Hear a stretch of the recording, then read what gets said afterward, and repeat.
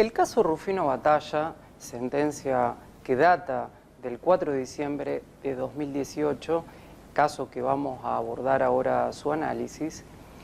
recordemos cuál era el tema a decidir. Esta primera pregunta que nosotros habíamos formulado. El tema a decidir era acerca de si un represor podía obtener beneficios del derecho interno. En este caso estamos hablando de un represor que cometió delitos de lesa humanidad. Si podría obtener el beneficio de esta ley 24390 en su artículo 7 que determinaba este sistema de compensación de las penas de tal forma de poder reducir el tiempo de su condena y así la defensa de Rufino Batalla pedir salidas transitorias, o sea, obtener este beneficio como consecuencia de la ultraactividad del artículo 7 de la ley 24390. Entonces, el tema a decidir, insisto, es muy importante, por eso lo subrayamos, va más allá y tiene que ver acerca de si efectivamente nosotros, cuando resolvemos esta clase de casos, vamos hacia la punición de estas conductas o tenemos una visión más atemperada respecto de la represión de estas conductas que nosotros calificamos como delitos de lesa humanidad. Aquí la Corte, entonces, a diferencia del caso Muiña, adopta una metodología de análisis del caso totalmente distinta. Ya no estaba cerrada, abroquelada al estudio de normas de derecho interno, como el principio de legalidad, el principio de irretroactividad de la ley penal, etcétera, sino más bien la Corte se abre hacia la dimensión sociológica. En más de 4 considerandos, la Corte en el caso Rufino Batalla dice que no se puede resolver el caso si no es apelando a las circunstancias existentes del mismo, o sea, al contexto sociológico. O sea que la Corte tiene una visión más compleja e integra el estudio de las normas con los hechos. Esto es algo que nosotros destacamos. Entonces, la reversión del caso Muiña implica realmente tener presente este hecho sociológico que dijimos fue muy importante como la sanción de la ley 27362, una ley interpretativa de otra anterior, o sea, la ley originaria, que es la ley 24390. Esta ley, la 27362, como hecho determinante de análisis de la Corte, determina que el Congreso, al momento de sancionar la ley 24390, no pudo tener en cuenta, o sea, por el contexto de ese momento, allá por fines de la década del 90, todo podríamos decir, todas estas circunstancias que emergen del derecho internacional humanitario ya globalizado, la consideración hoy de los delitos de lesa humanidad, y de tal forma, entonces, el Congreso interpreta auténticamente que se debe bloquear este beneficio del 2x1 y su ultraactividad a aquellos que fueron condenados por delitos de lesa humanidad, incluso a aquellas personas que, no obstante, si no fueron condenadas y hay procesos penales abiertos, también se debe aplicar esta interpretación. Por lo tanto, la ley 27362 es una de las herramientas, uno de los puntos más importantes de este fallo, y la Corte, entonces, para llegar a su decisión, realiza una interpretación constitucional en la cual, en principio, apela a las reglas clásicas de interpretación, por ejemplo, en cuanto a la declaración de inconstitucionalidad de una norma. La defensa de Rufino Batalla pretendía que se declare inconstitucional la ley 27362, ley interpretativa, por entender que no era una ley aclaratoria, una ley interpretativa, sino que era una ley modificatoria, que generaba una situación jurídica nueva, que afectaba derechos adquiridos, que infringía normas de derecho interno, como por ejemplo el principio de legalidad, de irretroactividad de la ley penal. Entonces, la Corte nos advierte lo siguiente, que la declaración de inconstitucionalidad de una norma implica una de las tareas más delicadas que realizan los jueces, en tanto a que para proceder a la declaración de ineficacia de una norma, la repugnancia de esa norma con la Constitución debe ser manifiesta. Por lo tanto, acá ya la Corte, aplicando una regla clásica, nos viene diciendo la ley interpretativa es constitucional. La Corte avanza en la interpretación constitucional y aquí dijimos nosotros, no tiene una visión cerrada, o sea, no hace una interpretación literal de normas de derecho interno, incluso de la propia Constitución Nacional, sino que realiza una interpretación sistemática, histórica de la norma y determina entonces que la ley interpretativa 27362, como consecuencia de ser el producto del órgano institución Congreso, es el más fiel reflejo de la voluntad auténtica de ese órgano del poder. En segundo lugar, la Corte tiene en cuenta las manifestaciones de los miembros informantes de comisión cuando se debatió la ley, la sanción de la ley interpretativa, diciendo que tanto los senadores como los diputados llegan a una conclusión de que el legislador, cuando sanciona la ley del 2x1, no pudo tener en cuenta esta situación de los delitos de lesa humanidad. Por lo tanto, es razonable entender que debía aclararse esa situación y sancionarse una ley interpretativa. Y en tercer lugar, dice la Corte, podemos tener en cuenta también los debates parlamentarios. Entonces, en base a la interpretación histórica de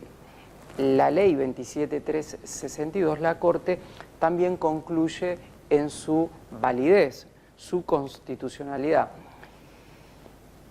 Pero la Corte, como órgano de control, ejerciendo el control de constitucionalidad de la ley 27362, pretorianamente podríamos decir que crea esta tesis o esta doctrina del doble control de las leyes interpretativas,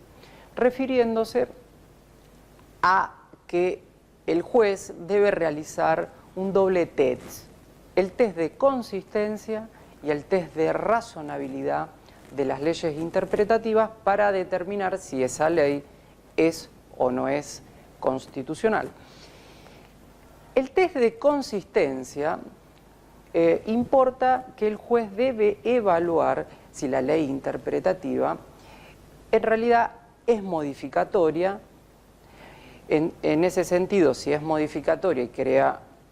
un derecho nuevo, entonces no está aclarando, no está supliendo una omisión, y ahí podemos estar entonces presentes frente a una ley inconstitucional. Pero si la ley viene a aclarar un concepto oscuro, un error, a suplir alguna omisión que pudo tener el Congreso, entonces esa ley interpretativa es válida. En segundo lugar, el test de razonabilidad implica determinar si la decisión del juez, del tribunal, de entender que es válida la ley interpretativa, ¿es razonable o no es razonable? O sea, si es arbitraria esa decisión. Entonces la Corte dice, aquí es sumamente importante distinguir lo que son los delitos comunes de lo que son los delitos de lesa humanidad. ¿Por qué? Porque la conducta de Rufino Batalla, o sea, como funcionario público que cometió los delitos más inhumanos que pueden hacer porque implicaban utilizar el aparato represivo del Estado para cometer sistemáticamente, de forma organizada, delitos como homicidios, privación ilegal de la libertad, apropiaciones, etcétera. Evidentemente, esos delitos llevan al tribunal a realizar una interpretación distinta respecto de aquellas personas que pudieron haber cometido un delito común. Entonces, esa diferenciación no es hostil, dice la Corte, esa diferenciación no afecta al principio de igualdad en el sentido de que a Rufino, por no permitirle la aplicación del beneficio del 2 por 1, nosotros estamos realizando una discriminación. Entonces la Corte, en base a este test de consistencia y razonabilidad, concluye en la constitucionalidad de la Ley 27.362. Aclarado ello por la Corte,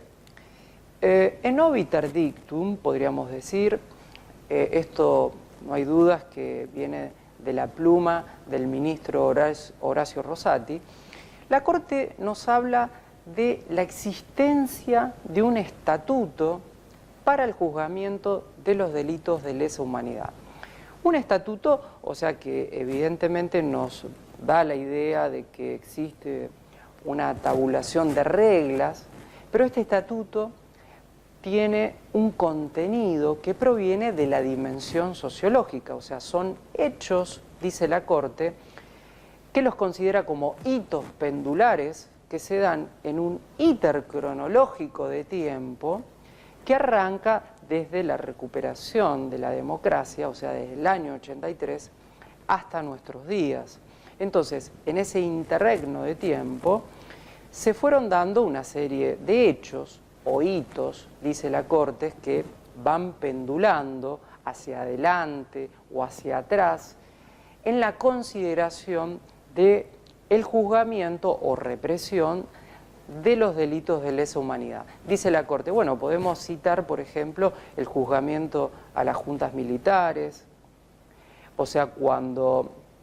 el Congreso de la Nación sancionó las leyes de impunidad, o sea, la ley de obediencia debida y la ley de punto final, que la propia Corte calificó como leyes de impunidad con posterioridad. Podemos considerar también como un hito cuando el Poder Ejecutivo sancionó indultos respecto de los represores. Posteriormente, el Congreso de la Nación, otro órgano, institución del poder, deroga las leyes de impunidad. Posteriormente, el mismo Congreso sanciona una ley y declara la nulidad de las leyes de impunidad, y después, nosotros sabemos, en el año 2005, la Corte Suprema de Justicia ratifica la nulidad de las leyes de impunidad con el caso Simón. Y después podríamos agregar nosotros, viene esta sentencia regresiva, que fue el caso Muiña, y hoy tenemos este hito histórico también para el juzgamiento de los delitos de lesa humanidad, como es el caso Rufino Batalla. En definitiva, lo que nos ilustra la Corte con la existencia sociológica de este estatuto es que desde el Estado y sus distintos órganos que lo componen, hubieron oscilaciones pendulares, a veces hacia adelante, a veces hacia atrás, respecto del juzgamiento de los delitos de lesa humanidad. Conclusiones de este fallo. Tenemos un nuevo leading case, un caso realmente que lo consideramos como un caso líder y como un caso bueno, positivo, respecto de qué? Respecto de la reconducción, decimos nosotros, de la interpretación de la Corte en materia de derechos humanos en cuanto a la efectiva punición de todas aquellas conductas que implicaron justamente crímenes de guerra, delitos de lesa humanidad o genocidios. Entonces esto implica realmente una revalidación del principio de progresividad como un principio ius congenis. Esa reconducción hacia el proceso de afianzamiento, consolidación de los derechos humanos ha sido realmente un golpe oportuno de timón, decimos nosotros, de la Corte, frente a esa errada y regresiva decisión que fue el caso Muiña. Entonces, esa reconducción nosotros la consideramos realmente como una decisión madura de la Corte Suprema, porque implicó una cierta autocrítica y se corrige un error. Entonces, esto implica una cierta madurez institucional y esto dota de calidad institucional al órgano institución Poder Judicial respecto de su órgano máximo, como es la Corte Suprema de Justicia de la Nación. También nosotros como conclusión podemos extraer del análisis del caso Rufino Batalla la creación pretoriana de la Corte de este doble test de análisis y control de las leyes interpretativas, el test de consistencia y el test de razonabilidad. Y también rescatamos, por supuesto subrayamos, esto que nos ilustra la Corte de la existencia de un estatuto para el juzgamiento de los delitos de lesa humanidad, como recordándonos, o sea, que hay un proceso que no es perfecto, pero que proviene de la dimensión sociológica, de toda una secuencia de hechos que nos van entonces graficando de qué manera debemos abordar entonces el juzgamiento de los delitos de lesa humanidad, y hoy tenemos este último hito pendular, que es el caso Rufino Batalla. De tal manera, entonces, no queremos dejar de señalar que esta sentencia es un buen caso y que va en el sentido, entonces, de la progresividad de los derechos humanos. Muchas gracias.